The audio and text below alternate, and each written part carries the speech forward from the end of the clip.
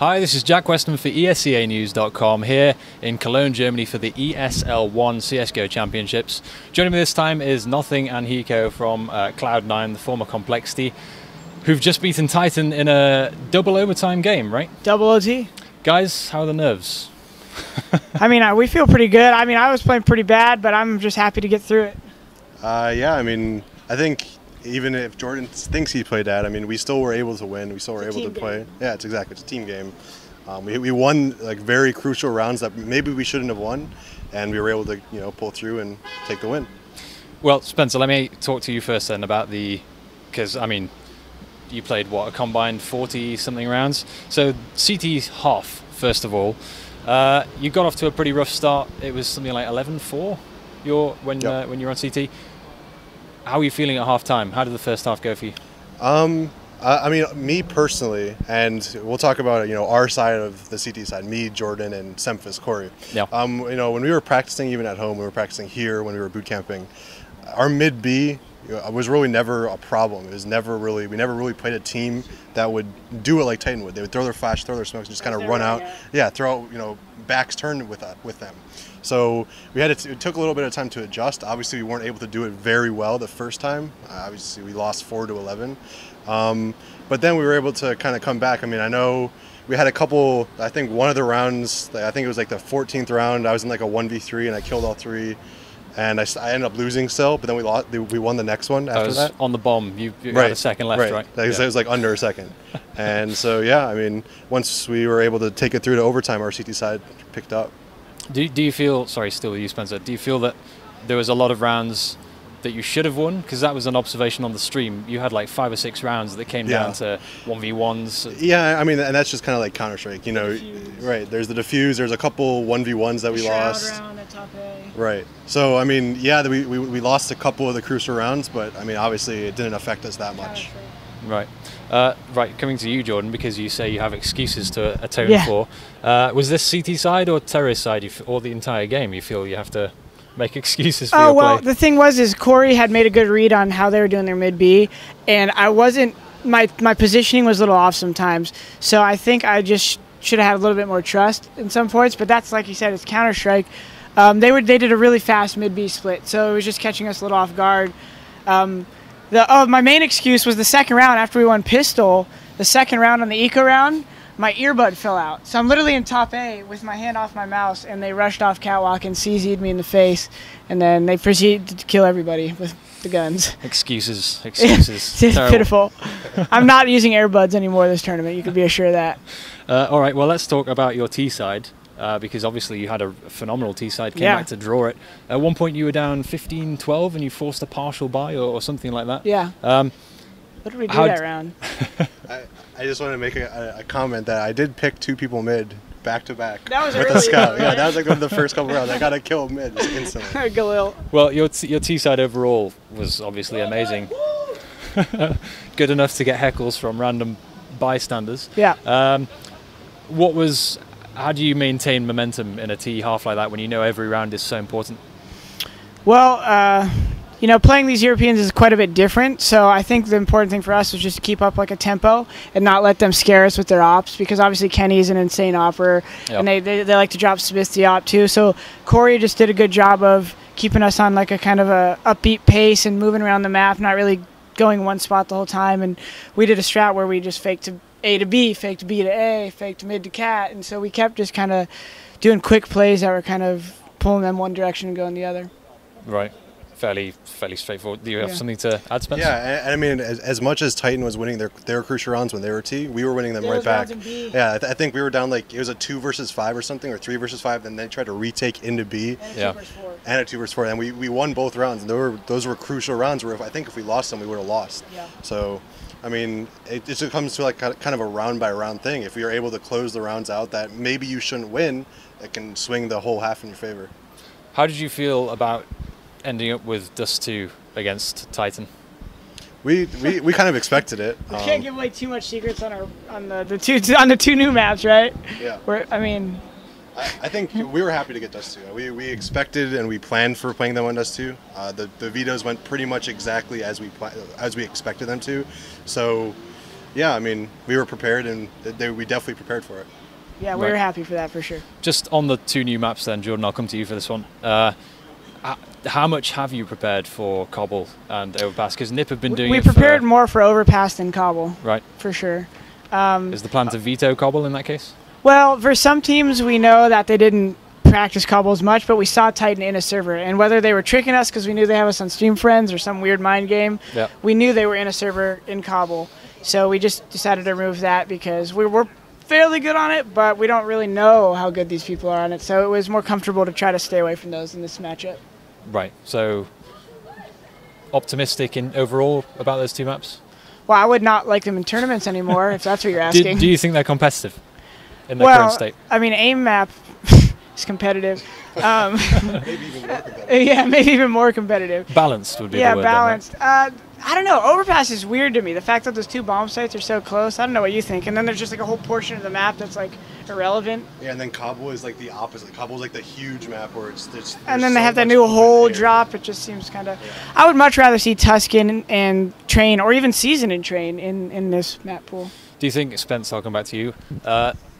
Going into the overtime against Titan just now, you'd played 15 rounds each half. You'd seen exactly what they had. They're not holding anything back here. They're playing for big money, right? What was your team talk like going into the overtime? What were the things you wanted to focus on, or did you just sit in silence? I mean, we definitely talked about exactly what they were doing, exactly what we needed to do to beat them. Yeah. As Jordan said, I think we played T-side overtime first, the first overtime. Yep. So we knew, as Jordan said, we would fake cat, go B, fake B, go A, go out long, go out mid. So, I mean, we just kind of kept them on their toes the entire time. Yeah, we were confident. We kept them on their toes. We made them move around a lot, and we kind of put it in their hands to make the mistakes. And that's something that we're good at. We catch people in their mistakes, and we kill the people who are maybe in the wrong spot. So that's just something that's what we're good at doing. So Semphis is calling for you guys now, right? How has that affected your ability to adapt? I mean, how does his calling compare to Sean's in those kind of situations? I think everyone kind of knows Sean. When we were playing with Sean as the caller, everything was a lot more structured. Everything was a lot more kind of call a strat out of spawn. Right. Everyone had very defined roles where you do a specific thing every round. With Corey, it's a little bit more freedom based. You know, anyone can pretty much go anywhere as long as everything is being watched. That's all that really matters. We have a plan where we're going to end up going towards, but we don't ever really have a plan going out of spawn. Right. And Jordan, I'll come back to you. So Shroud is obviously new to the team as well. Yeah. Seems to be playing really well. How's he fitting in so far? Yeah, Mike's an awesome person. He's got a good level head. He's got insane aim and insane skill. And the cool thing about him, and the reason I think we wanted to give someone like him a chance, is because you could tell he doesn't really let the general perception of him affect him too much. He probably cares more what we think than the whole community as a whole. So that's what you look for in a player that is coming into the pro scene, is someone who is ready to kind of just disregard the general opinion about him and just focus on playing. Right. So pretty good fit for you guys in that case. At the moment, yeah. I think we're all happy with him. Yeah. All right, cool. Sorry, so your next match is going to be either Dignitas or Vox, right? Yeah. I think Dignitas already won. They've already won, right? Yeah. I haven't seen the score. I was watching your game. How are you feeling going into that match? Have you played those guys much already online, or? No, well, we didn't practice against them in the boot camp because they didn't allow. Have we played them in tournaments before? Never. You guys played them at Area 51, maybe? Never. No, we know them, we're friends with them, but that doesn't really have much to do with our matchup against them because we don't know a lot about them in terms of playing against them. But we watch demos, of course. Yeah. We're not sure what maps. The only thing we know is that they said they have never lost to an American team in their life. Yeah, I think they've only played one American team. But so do you feel that's a hurdle to overcome? It's a bit of motivation for you guys? Yeah. Those kind of things are just out of the game. Like, you want to take this to the parking lot, let's go. All right. But we're not. No, we're friends with those guys, and it should be a good game. Trash talking aside. Yeah, yeah. Okay. So I'll come back to you, Spence, for this one. You didn't have as much preparation coming in as you might have liked. iBuyPower were over here for an entire week boot camping. They came to Gfinity, which you guys couldn't make. You've had the sponsorship change. You've had Shroud coming in. Do you feel any less prepared for this tournament than some of the other things you've come to in Europe? Yeah, I think probably most teams here had a little bit more preparation than us. Prepared we've ever felt. Probably. Maybe ESL, yeah. But right. I mean, we've been boot camping since We've been boot camping since Saturday. We didn't have the best setup we could have had. It was definitely a challenging boot camp, but we tried it. We worked with it as best as we could. We went over as much as we could, and I felt pretty confident coming into today. I don't know about everybody else, but I think it's with our new play style and the fact that like over time in CS:GO we've realized that there's a perception that Americans don't have as much skill, and it's just like we know that we could outskill any country in the world. It's really just about maintaining training regimen. We have probably a lot of players in the lower end of Invite who, if they were lived in Europe for 6 months, would probably be a top player. So it's just exposure. Right. We have the confidence, and yeah. I asked this question to American teams kind of every other event I see you guys. It just doesn't make sense to me that given you have the SCA and it's so structured and you've had that for so long, that you can't kind of come to Europe and compete with these guys. It seems to me that like the best players should always work their way up and they should always be at the top of their game. It's practice habits. Yeah. It's practice habits. Even when we play these guys, the second you lose in America scrimmage, a lot of people's mindset changes. You always are going to play 30 rounds in a scrimmage versus a European team. And like I said, what I just said is the bottom line. We're not exposed to the Europeans as much. Put netcode guides, Reliable Gaming, Monojuma, throw them in Europe for 3 months, and they will become 4 times as good as they were or something. So it's really just constant exposure. ESL is not enough exposure. Right. And do you feel these $250,000 prize pools from Valve that's an incentive to be more dedicated? Dedication has nothing to do with it. Right. It really doesn't. It's really just being here. If they can get over here into Europe, that's literally, they could play 24 hours a day in America and it still is not the same because it's muscle memory, it's experience, it's decision making, positioning, and you only learn that from being in the game. Right. I'm aware that people are wrapping up and stuff around here, guys, so I've got a couple more questions. Spencer, I'll come back to you. It's likely you'll be making more events in Europe now that you've got this new sponsorship. Absolutely. Is this going to make you a better team? How's Cloud9 going to develop you going forward? I think definitely one of the problems, and I say this in almost every interview I do, we'll go for like 3 months without a tournament, and then we'll come to Europe. We'll kind of play to our potential, what I think we should do, what I think other people are not expecting us to do, and then we won't be able to come back to Europe for another 2 or 3 months, and everyone kind of forgets about us. You can just kind of tell already these people are like, well, there's no way Cloud9 is going to be Titan. There's no way Cloud9 is getting out of group. So, it's very all of that what happens in the past. If we miss a big tournament, like for say Gfinity or say DreamHack Summer, any of the tournaments we didn't come to, everyone kind of forgets about us, and everyone kind of thinks that, well, they didn't come to the tournament, so maybe they lost all their skill.